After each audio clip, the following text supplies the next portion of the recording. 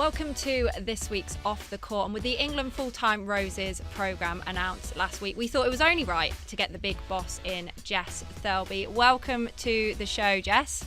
Thanks for having me. Thanks, it's about time you've come on. We've been waiting ages.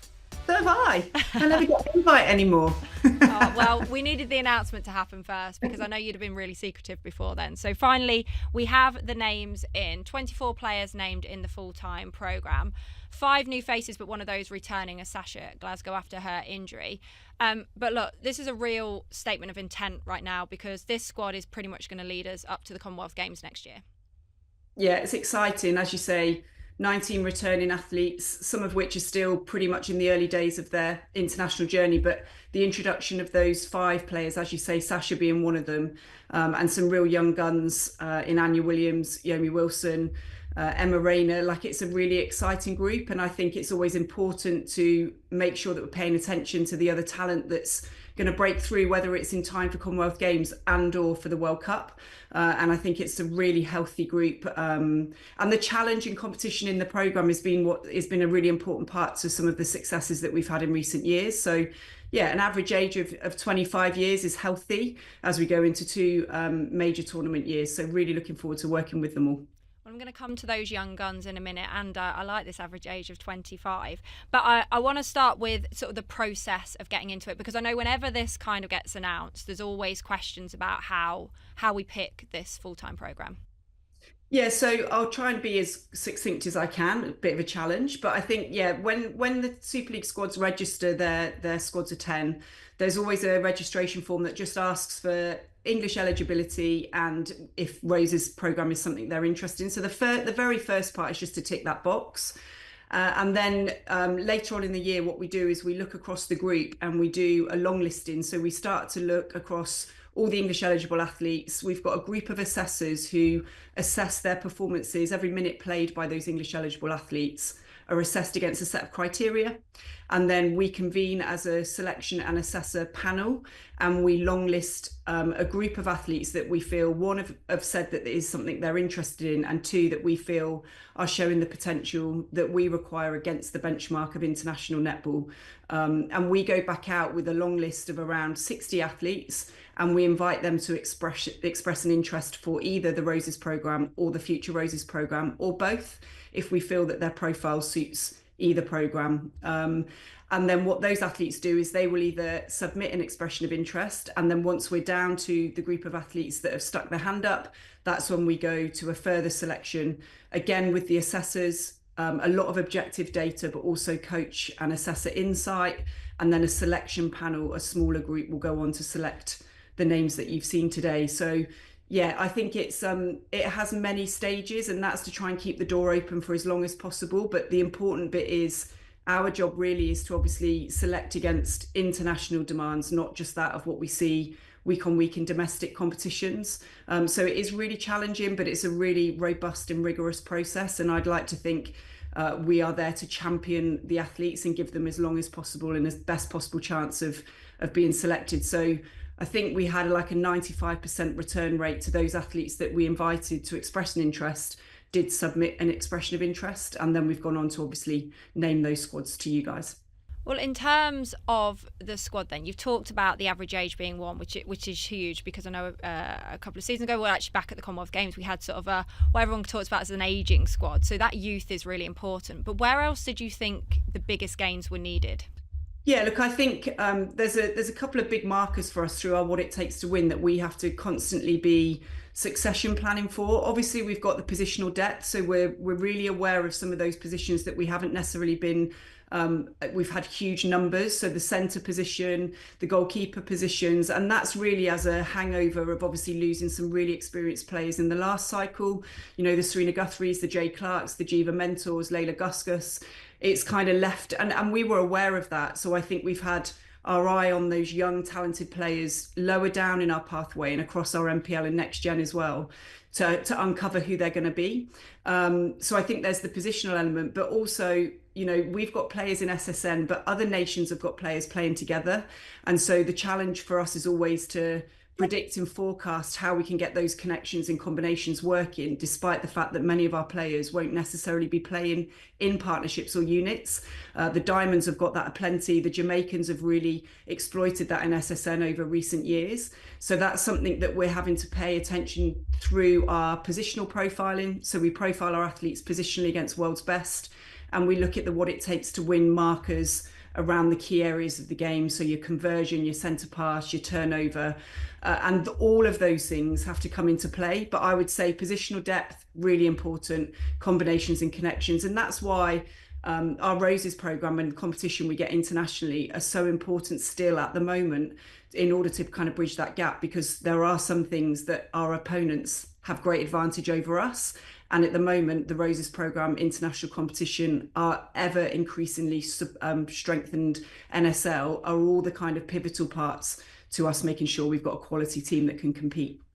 Picking up on the positional specific, you mentioned the goalkeeper there, and I think it's been a talking point for what feels like forever. And I think when you have a key person like Jiva Mentor, she steps away, and we knew that was coming, but it's not that easy that you just literally pick up and put the next player in. There's 7 players in the squad that can cover that.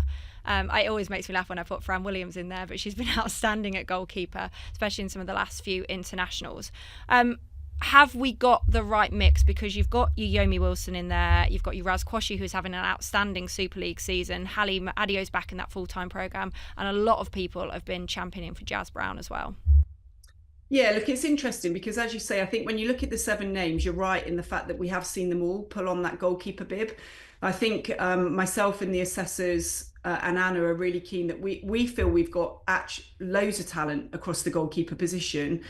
And as you know, we've got huge challenges when we come up against the Grace Wickies of the world, Janelle Fowler-Nemards, and we've known that for the last couple of cycles. So it's all, the strength has always been in our defensive unit, and obviously the goalkeeper role is pivotal in that when we've got a strong centre wing defence and goal defence. And our defensive structures have served us well and seem to be the way forward for us as a unit. But I think we also want to make sure that you can either put the best people in your 7 and make it work, or you can put the best goalkeeper, the best goal defence, best wing defence in those positions. And I think we have seen, for me and Fran, play back at goalkeeper, and I know that's kind of Marmite for everybody. And it's great that we've got some positional slides, because we need that as we get down to just 12 for a major competition. Having those options to slide players is really key, because you can only take so many specialists in a group. But we have room for a really specialist goalkeeper, and we do have the talent. As you say, Razia Kwashi, Halima Adio, I think they've springboarded off of the international season and are serving their teams really well this year. But I also was excited by Jazz Brown in the 23-24 season when she was with 7 Stars, and obviously playing alongside the experience of Jo Tripp. And I think she's really starting to find her feet now, making connections at still a really young age. You know, she's still only 23. And we all know that she comes from that tennis background. But yeah, we're never going to match people really just height for height. That's not what we're about as a defensive unit. We're much more creative than that. And I think we've got some really smart thinkers. So it's just trying to make sure that what we're not doing is filling a gap with somebody who ultimately might be best placed at goal defence or wing defence, and making sure we've got room for these specialist goalkeepers to really flourish. And I think this kind of selection of defenders allows for both of that to happen over the next year, 2 years, to make sure we do take the right team to the major tournaments in the Commonwealth Games and into Sydney in 27. So yeah, I'm really excited by the mix. And as you say, we've got Yomi in there, who isn't necessarily being seen week on week in Super League, but that's because she sits behind some really experienced stalwarts for Manchester Thunder, or a South African in Nicola Smith. So it's tricky for some of our talent, but we've had them in programme. They've been on Future Roses. They're sitting at the top of the tree in that under 21 group as well. And so our insights are much broader than just that we see on our broadcast week on week from NSL. And I'm intrigued by that with the Yomi thing, and still with where our full-time programme sits, because you've talked about having that right depth across the group. We know we've got the experienced players, which we will discuss. But the Yomi thing, not playing week in and week out in Super League, is that a Super League issue, or is that a full-time programme issue? Because, you know, it'd be unheard of in the Diamonds to pick a player that wasn't playing every single week in the SSN, and yet we're still at that stage. Do you think it's a problem for us, or do you just think that's the nature and makeup of how our game is over here? Yeah, I think it's a really important question. Look, I've watched matches this year where sometimes, there's as few as 50% of the players on court that are English eligible. And as we know, we've decreased the teams this year and the squad sizes, and we've taken a bit of a hit on that in terms of the English eligible players that we're going to see. That's only 80 spots in across our Super League. And I think the stats were something like well under 60% of those were English eligible, because it's not just the obvious South African talent, Australian talent, which I'm a big champion of, because I do think it also creates difference in our league. And I also think it can accelerate the development of our English players. But ultimately, there's got to be a balance to be had. And when you're looking across a court and maybe only 50% of those are even English eligible, and some of those may or may not be wanting to be on the programme, or it's just not the right time for them, they may be towards the end of their career, then you're looking at quite a small number. So it is really important that we pay as much attention to the talent that's sitting in your next gen teams. And I've watched a number of next gen games live and obviously through Huddle this year, and the matches have been pretty tight. In the early rounds, I was enjoying watching extra time several times in next gen, and I just don't want us to underestimate the talent that is sitting behind some of those either import players or, as I say, real servants for clubs, and rightly so. And it's difficult to get a foothold in a squad size of 10 in a league of only 8. And I think it's important that we don't lose sight of them. And I know the clubs are working hard and investing also in their next gen teams. And I think Yomi's just a great example of that. We've done our due diligence. Of course, you can't have a whole Roses programme of 18, 19-year-olds who aren't playing week on week in Super League, but we don't have that. So, I think we've got room for these wildcards and this young talent to be harnessed. And I really look forward to working with them. And I think they will challenge the incumbent cohort of players as well, because, we have to have a mix. And it's not going to be the same reasons why we've picked people across the board. But I trust in the rigour that we've got. And hopefully it's a great positive message to young talent out there that you are being looked at and you're not missed. And it's our job now to kind of support, harness and nurture that talent. And Yomi's one example of that. But, Fumi is still only 22. She's been in this programme a few years. And, she's a great example of how that young talent and incredible skill set can be championed and harnessed on an international stage. Let's turn our attention then to SSM. We've got 5 players that are currently sat out there. Do you think they still have the same impact that they did a few years ago in terms of, like, that gulf was so big, the experience they brought back? Or do you think we have genuinely closed that gap now? Look, I think there's still a gap to be closed, because, as I say, I think the threats they're more widespread now. They're not just coming from the Diamonds. They are coming from the Sunshine Girls. They are coming from South Africa. I think international netball has never been in a healthier place.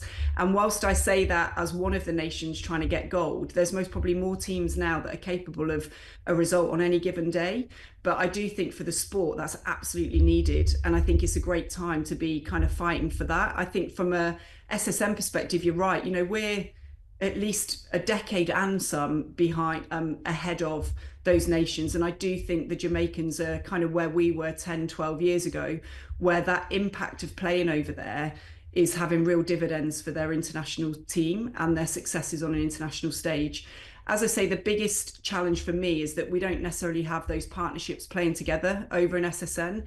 So I guess the return of understanding how to play against those international players, the intensity of the competition, the fact that they are training at that intensity week on week is still a huge advantage. And we kind of hear and see and feel that when the likes of Fran return, and it will be Imo's first season out there this year.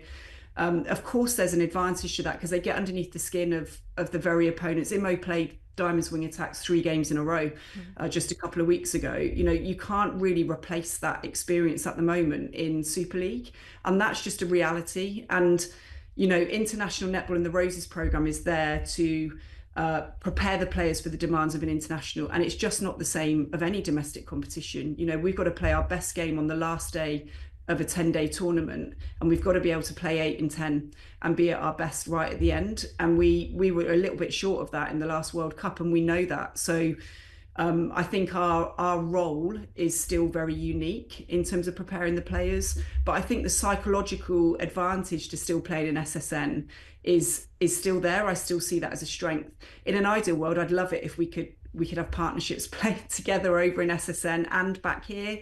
But I think you're right. I think the need, ultimately we want NSL 2.0 to have the best players playing in our league. And I'm a big advocate of that. I just think we've still got a few years to go before we can really turn the tide on what is currently the best domestic competition in the world over in Australia.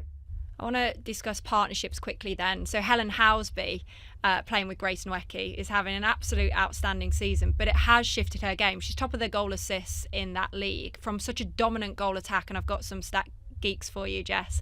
I'm sure you've done it, but she was scoring 17 goals on average last year per game. That's dropped to 12 goals. She's still nailing the super shot. She's second in the league for that as well. But it will shift, right? So it's not just the partnerships of English players playing together. It's also the style of game that they're being asked to play as well. I mean, it doesn't seem to hamper her at all. I loved her roar again this weekend as she took her team to victory. But it's probably something you're keeping an eye on. Yeah, you're right. And actually, it's not new news to us. I think actually, not just Helen, but when Helen's returned back into the Roses environment, we often have to kind of recalibrate what the role of the goal attack is in a red dress compared to that over in Swifts. And I respect both of them. But the realities are the demand of a goal attack in our Roses dress is very different to that Helen. Firstly, she plays with Aussie midcourters, and we all know that Aussie midcourters are pretty keen to be on the ball and handle it a lot. Whereas I think it's a pretty shared load in our attacking play and possession game. But also, we've developed a bit of a rotating circle with some players over the last kind of 12 to 18 months. So Helen's been key in that. And I got pretty excited when I saw her and Lois play in the Horizon Series this year, and it was the difference maker really in one of those test matches. And I think that's needed for us. We need a bit of variation, some tactical diversity in the shooting circle. So I'm not concerned, but it is actually absolutely something we have to pay attention to and support Helen when she comes back to us with regards to her role in a Rose's red dress at goal attack is a slightly different demand, and we want it to be. And actually Helen for us can play both in and out the circle. But she plays with an Elle Cardwell, she plays with a Liv Cheen, then that feeding and ability is still going to be very much welcome. She can't go so high. I'm all for that, and her super shot ability is unquestionable anyway. So when I get asked about the super shot and whether it will ever be international, I'm like, well, I've got Helen Housby and some. So we're well stocked, I think, in terms of that. But you're absolutely nailed on in terms of it is a very different role that Helen plays with us, and I think that's okay. And therein lies the challenge, is how we transition Helen in and out of the Roses and international scene. Finally, then, just a shout out to Nat Metcalfe and her return to the squad after the birth of her first child, Miller. Is she going to be a regular on the scene? I hope so, because I want to see Miller. She sends me daily messages and videos of just, what it's like, time wasters, where they're just gaggling and giggling and whatever. And it's so nice. I know Ebony's going to be on with you shortly, and it was so lovely when we had Ebony return to a major tournament year with Savannah. And I think we want to be a sport and a program that really champions the return of athletes should they choose to postpartum. Ebony did it, and now Nat really has the intentions of doing that, and we will do everything to support her. But yeah, I can't wait for when she turns up with Miller, and Miller will very much be part of the Roses family. Remembering that when Nat announced her pregnancy, she had just been selected and was likely to go out against Australia. So the last time she was on programme, her performances merited that. So yeah, I know she's keen to get back and give it her best shot at it. Yeah, well, listen, I'm all for it. Someone that returned to play after the birth of my first daughter, Jamie, it was difficult, and the programme certainly wasn't set up for it. So what you guys have done, championing the way for females to do that, is incredible. Anyway, listen, Jess, we look forward to catching up on the rest of the Super League and then getting into that international season. I know it's a busy window ahead. We can't wait to see how the Roses do as they build up to the Commonwealth Games. Thank you very much for joining us. No worries, thank you. Joining me in the studio this week is Eboni Usoro-Brown. Welcome, Ebs. Hi, T. I hear we're very lucky to have you this afternoon because I got you out of work. You have got me out of work. I feel like the head Thanks teacher. Yeah, no. You're welcome. No, you have got me out of work, but what better place to be than talking netball with you, right? Of course. Listen, we've just had Jess Thirlby on the show talking all things about the full-time programme. I'm just going to go open-ended. Tell me your thoughts. I think it's really interesting. I think there's been so much discussion this week, especially on social media, about the ins, the outs, the upgraded, the ones who were deselected as well. But I think in terms of her explaining her logic around how the squad's been selected, and I guess concentration, positional specific, especially around the goalkeeper and the centre position, I think it's been really good to get an insight from her. One thing I always look out for when the squad list comes out is actually England plays such a different system compared to any of the Super League clubs. So you might have a person who's excelling at Mavs or Thunder in a certain position. You're thinking, why didn't they get into the squad? But as you and I both know, once you're in a red roses dress, it's a completely different system, and it is about partnerships. It is about who can perform and role against the likes of the Australian, New Zealands and Jamaicas in line with the coach's system. So yeah, it was really good to get an insight in terms of her thinking, her logic, and then makes me quite excited for the international window. Okay, so here's the first question then. If that is the logic in terms of how we play as an England group, and I totally agree with you, and combinations matter. We heard Jess talk a lot about that and those partnerships. Why have an expression of interest? Why not just go to the people you want? I think it kind of just, again, allows those people to put their hands up where the selectors might not have even been considered, or may have been considered in terms of umming and ahhing as to whether that particular person might want to be in the programme. It might be saying, I'm putting my hand up, please take a look at me. Can I play a role? Would you be interested? Can I be developed? And I think it's a really positive thing. If at the end of the day, you're playing in the Netball Super League. I know I was that 7-year-old girl always wishing and dreaming to play for England and be in that red dress. So why not put your hand up and actually see, can I at least be considered? So, and it's up to the England selectors and Jess Thirlby at the end of the day to make those decisions as to what it is that whether you deserve to be in the squad or what else is you need to improve on in order to be a real consideration. So yes, some people will be disappointed. Some people who you think should be in the programme aren't in the programme, but there's a multitude of reasons for that. But I'm quite keen in terms of the expression of interest myself, because it just shows willingness to kind of do the work potentially to wear that dress, which we know is such a privilege. If you didn't have a full-time programme, you wouldn't need to have an expression of interest. So my point would be, if you're playing for the football team, England football team, you don't have to go into a full-time programme. When an international comes up, they pick the squad of people that are playing the best, that they think work together, blah, blah, blah, and they bring them in. So do you think it can have a negative impact when we know that certain players, for personal reasons, can't always put their name forward into that? Well, I was definitely one of them. I was a Pathway 3 player. I obviously a lawyer as well as whilst I was playing for England, and the full-time programme didn't suit me. So for me, it was a real positive, because I was able to put my hand up and say I still want to play for England whilst I'm still pursuing other endeavours off the court, but I was still good enough.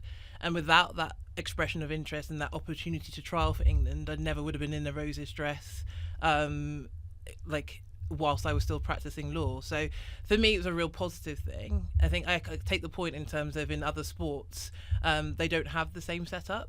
However, I think given where netball is and the pool of players in which England netball has to pick from, actually, I think it's really worthwhile. So let's go to the goalkeepers then, because you're a bit of a pro in this one. I know she didn't mention me in her veteran retired list, but yes. I was with you, Ed. So okay, I know that. there you go. I mean, I barely get a mention these days. I go to games and like, oh, did you used to play? Yeah. Occasionally, I throw a ball around. 7 goalkeepers-ish. There's 7 players that can cover that. Who's the one? Because we do have to find one, right? It is a position where you kind of need, I'm not saying 60 minutes every game, but we haven't necessarily had that person for a while. In that position, you need leadership. You need someone to be an anchor and someone to be able to really connect from, what do they say, defence win championship. So you need someone with a bit of presence in that circle. And I think you and I have both talked about it, especially during the internationals, after the retirements of the likes of Jiva, after the retirements of Layla, Fran and Fumi in particular have been filling that position, but it's not necessarily their core position that they're a master of, which you kind of really need on the international stage if we want to beat the likes of Australia and New Zealand. So I think what this new Roses squad kind of shows me is just that they're trying to find that. I love seeing the fact that Jazz Brown, I think I mentioned it last week, been upgraded and included in that Roses squad, because I think she's had a really strong season, especially under the post with rebounds. I'd love to see her out of goal defence as well. So hopefully that Rose's environment will allow her to explore that option as well. We need a keeper, Ebs. Let's just keep him out there for a while. Come on, one step at a time. But in terms of versatility, when you're going to the majors like Commonwealth Games and World Cup, you need people playing at least one or two positions. But I thought she's been phenomenal, and I think it was interesting to hear Jess talk about Yomi, and in terms of that succession and that legacy planning, because I think back in the day when I was at Team Bath with the likes of yourself, the likes of Billy Bowers, the likes of Jiva, actually the learnings that you can get from that environment, even if you don't just take to the court, actually pays such dividends years on down the line. So 7 is quite extensive. It's not the wing. I think there's so much talk about how many wing defences Jess usually has. This might have topped we now have so many goalkeepers, but it's an exciting period of time for those girls that have been selected to really put their best foot forward and show why they deserve to be wearing that goalkeeper bib. I want your thoughts on the average age. Jess mentioned it in there that it's 25, and there was criticism at the last Commonwealth Games with an ageing squad that then didn't medal. Is there a right or wrong though? Because if you're successful, it's a bit like Loughborough Lightning this year. Their average age is sort of 31. At Mavericks, we're playing with a circle that's 21. Like, if you're doing well, does it matter? Do we harp on too much about that, or does there have to be the perfect blend? I think it is about having a good blend. I don't think necessarily should be an age discrimination. I think having obviously been in that Commonwealth Games squad, and I think I was vocal about it in terms of they didn't make enough changes, whereas when they went to World Cup, the way in which they rotated the squad was superb, because actually it allowed to build on each of those players and that squad's strengths, and actually throw a bit of surprise in there for the opposition, because they didn't necessarily know which combination was going to come out, but all of them were playing so consistently and at such a high level that allowed them to go on to win that silver medal. And I think actually we talk about an average age of 25, but it's in one sense it's a bit of a number. It's about the experience, it's about the consistency of your performance, it's how well you can actually connect in those partnerships right from defence through the midcourt into attack, which will actually be key. So interesting enough, Jess said I think one thing that she probably does want is more time in partnerships with people within the squad, because actually that's what pays dividends when you come to the major, not only competitions but also the test series. So I don't think the age for me is a concern. It's more in terms of, okay, who are the partnerships, how well they're performing, and in one sense what's the point of difference in those partnerships that she can then implement as and when game time comes and those crucial moments arise. One of the points of difference England have always talked about is this sharing of the load, and Jess kind of kindly alluded to it in lots of ways. You know, we don't have the matchup goalkeeper of Honor Grace Nweke. We just don't, and we haven't had the Romelda Aikens or the Janelle Fowlers to really stand up. So what we've done is gone, right, we've got 2 active shooters, Jarell Cardwell, Helen Houseby, Liv Sheens, and we've often seen games where they've literally taken equal amounts of shots, or it's flicked between each quarter. That sharing of the load is important. Do you ever think we'll be at a stage where we don't need to, or actually do you think that's probably our biggest weapon?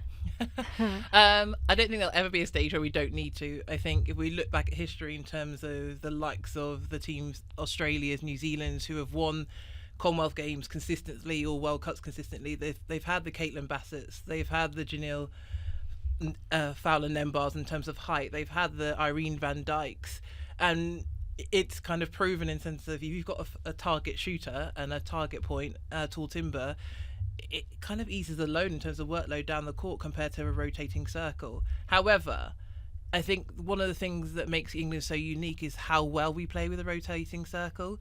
And when you've got the likes of Helen Houseby, as you alluded to earlier, shooting the lights out in the super shot, Eleanor Cardwell, we know her presence and dominance under the post, and just in terms of body type, the difference between her and Liv Sheen, I think it really keeps it interesting in terms of that England circle, in terms of the shooters that we have. So for me, I'd always like a 6'7" shooter, and you can just lob it to her. However, England have proven success in terms of the style and the form and the structure in which they've been playing in, and actually I think it is the point of difference that makes it quite exciting for this English team.